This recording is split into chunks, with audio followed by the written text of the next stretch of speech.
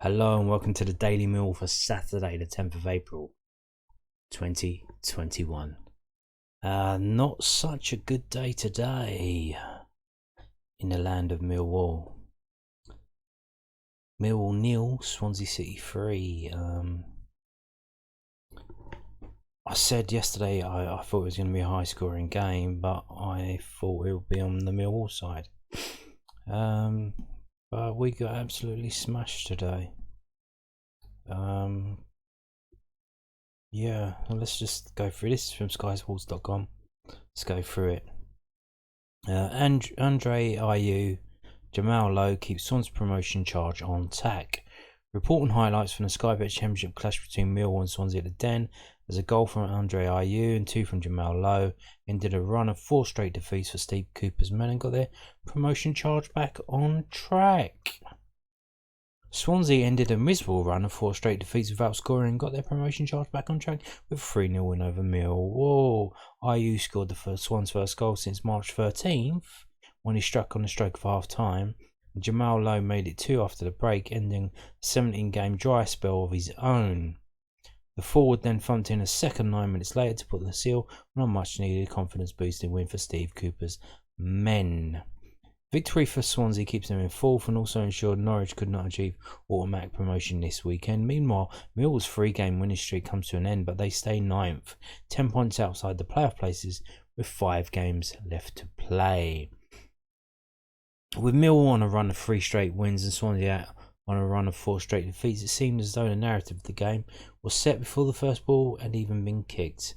As the visitors grew into the game, their hosts kept their shape well and forced them back towards their own half, though there were several occasions when long balls forward were almost put to good use by Lowe after his runs in behind weren't tracked. Then in first half stoppage time, Ayew ended the Swans' miserable barren run in front of goal as they finished the half with a flourish, setting himself up brilliantly, allowing in after being located by Conor Hourihane on the edge of the box. Within minutes of the restart, the Lions went close to equalising when Jay Cooper's towering header came back off the post with Freddie Woodman beaten, and they later had a questionable penalty shout turned down after Ryan Manning was caught by Murray Wallace. As the final whistle approached, Swansea's lead remained narrow, but they made up for the creativity they had been lacking in recent weeks when Lowe doubled the lead and sent them on course for victory with a smart finish after he raced onto Wayne Routledge through ball. And the former Wigan man rounded off a welcome victory by shifting the ball onto his right for Ayew's pass into his feet and thumping in a third shortly afterwards, ensuring the promotion push got back on track in style. The managers, what did they say? Mills, Gary Rowett, I don't think we ever really focused on that. We never really looked at that as an option.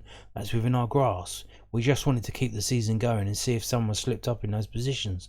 We didn't do our bit, which was perform as well as we could. We knew it was a big ask to go and beat Swansea. They're a good side, but I thought they played well today, and if it means that realistically that gap is too big, we've just got to finish the season as strongly as we can. I spoke to Steve before and we both agreed that it's been a tough season in many ways, so I can forgive the players every now and then for maybe not performing at the same level that we've done in recent weeks. Swansea Steve Cooper says, I thought we were a real attacking threat all game. I think Wayne coming into the team was excellent. Andrea scored at a brilliant time just before half time, and he was a real nuisance for the Millwall defenders. He was taking up areas where he was perhaps not getting the ball, but he was dragging people out of areas to exploit spaces elsewhere. But Jamal, brilliant, 2 excellent goals. I haven't seen his chance back, but I could see he was in excellent position in the first half, and it's not affected him, and then he scores 2. To have a character like that is a sign of a really good player. Everybody contributed. You look at the back 4, who were a real strong unit defensively. Freddie made an important save, and his distribution was good. So there you go. That's the difference between, they've got players who've played in the Premier League. They've got players who could play in the Premier League but haven't done it so yet. And yeah, that's the difference. And there is a gap that needs to be filled. It needs to be closed down. But can it, if we don't have parachute payments, if we don't have transfer fees for strikers that can actually score instead of buying players like Bradshaw and Bodvarsson? Yeah. We'll see. The only trouble is Rowett only signs players from Derby or Birmingham or some other club in the Midlands, so I don't think there's anyone there who we could sign. So if he doesn't cast his net far and wide, farther than the fucking Midlands, then we won't be getting any decent players in. And can we afford to bring players in? Yeah. So let's move on now. This is londonnewsonline.co.uk, which is South London Press's online website. And they've got some words from Gary Rowett. We didn't play well enough. Millwall boss Gary Rowett gives frank verdict after Swansea loss. Gary Rowett was left disappointed with his Millwall side after they crashed to a 3-0 defeat against Swansea in the lunchtime kickoff. Ayew scored and then assisted as Jamal Lowe scored twice to end the Swans' run of 4 championship defeats on the spin. I'm disappointed, said Rowett. There were moments in the game we needed to make our way, but they went the other way. I thought we were quite bright at the start of both halves. Certainly for the first 20-25 minutes, there was some really good play and good possession. Jake Cooper went close with an early header, but that was Mill's best chance for the first 45 minutes. Ayew curled home the opener in the first half stoppage time. Rowett said, they are always going to be a danger because they've got good players in forward areas, but to concede 20 seconds before half time when we worked so hard was frustrating. Swansea are a very good side. We're now 1-0 up and have something to protect. They can transition on you well. Defensively, they are very solid. So I was not happy with that. I felt the way it came about was poor and changed the complexion of the game. We started well in the second half. We hit the post to make it level. We didn't quite take the moment, and then we made a mistake for the second goal. I don't think we played well enough. You always want to score the first goal, but while the game's at 0-0, then it's in the balance. But we had moments in the game to go 1-0 up, and we didn't take them. We then conceded a very poor goal.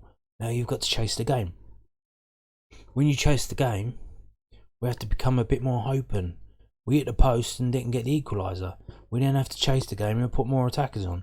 You put more attackers on, you leave more space in the opposition. It becomes a game of balance. If we can find the next goal, then it makes it more interesting.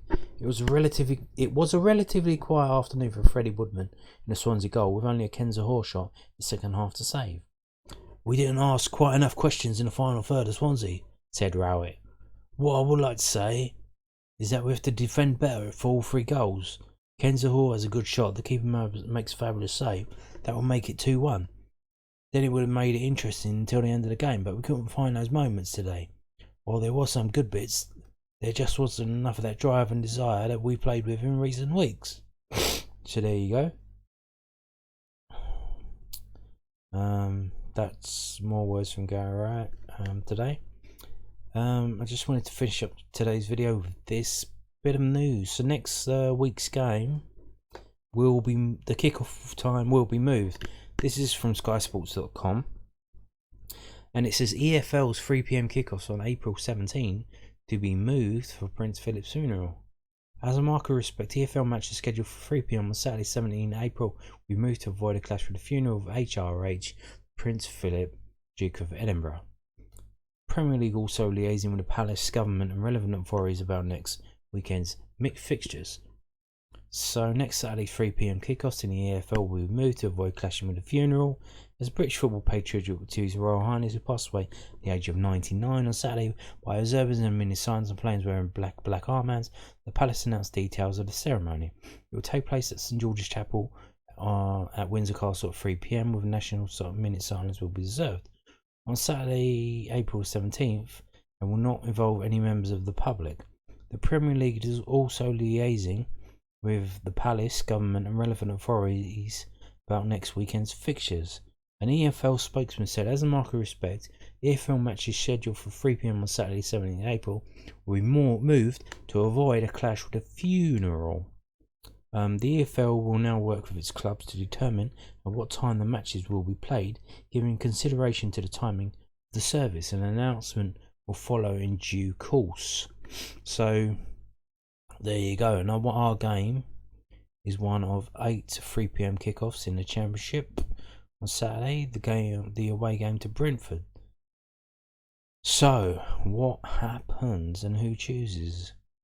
Are we going to have an early kickoff again, or so? Is that going to be bad for us? Like today's early kickoff was, are we going to get spanked? Or is it going to be a late kickoff?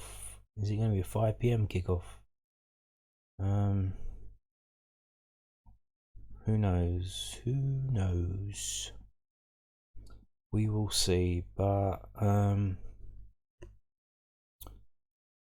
imagine that it's Brentford's choice to decide, and we'll have to lump it because they're the team, they're the home team, and they're the team with more to play for in the league. They have stake in the outcome of the game. We are just mid-table fodder. So we will see what time will the game kick off next week.